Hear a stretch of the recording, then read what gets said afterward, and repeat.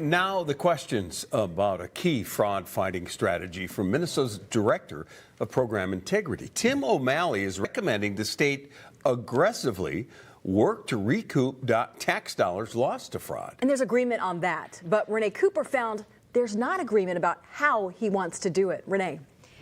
Tim O'Malley wants to lean on non-government experts like retired law enforcement and other private sector investigators to recover millions of stolen tax dollars. Even he admits it goes against the norm, but he's confident it could work.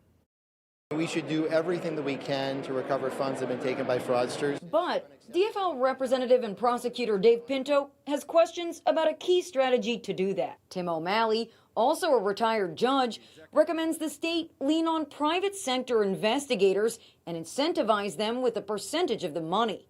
A footnote in O'Malley's fraud prevention roadmap suggests state leaders turn to the Federal False Claims Act for guidance. Minnesota has a similar law allowing private citizens to file what's called a qui tam lawsuit to take action themselves. The government could actually take over pursuing it if they want to, but otherwise, if the private individual pursues it, they collect part of the proceeds and then the rest goes to the government. That's how it works under federal law, how it works under our current state law. But O'Malley specifically recommends law enforcement supervision of those private investigators. Representative Pinto says that muddies the waters, and he asked O'Malley about it this week. I think they could jump into this game, if you will, and coordinate with law enforcement, not act as law enforcement. He seems to be talking about sort of using investigators to assist government investigators to try to find out about that fraud, which is another step.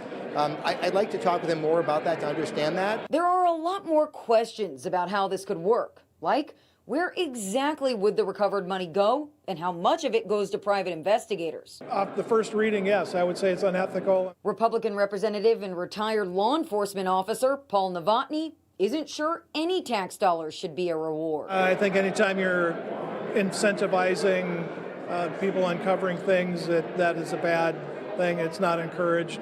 We don't give regular law enforcement officers a cut of fines because it would question their motive. Now, I asked O'Malley if he foresees any ethical concerns and if he had any recommendations to help mitigate Representative Novotny's concerns.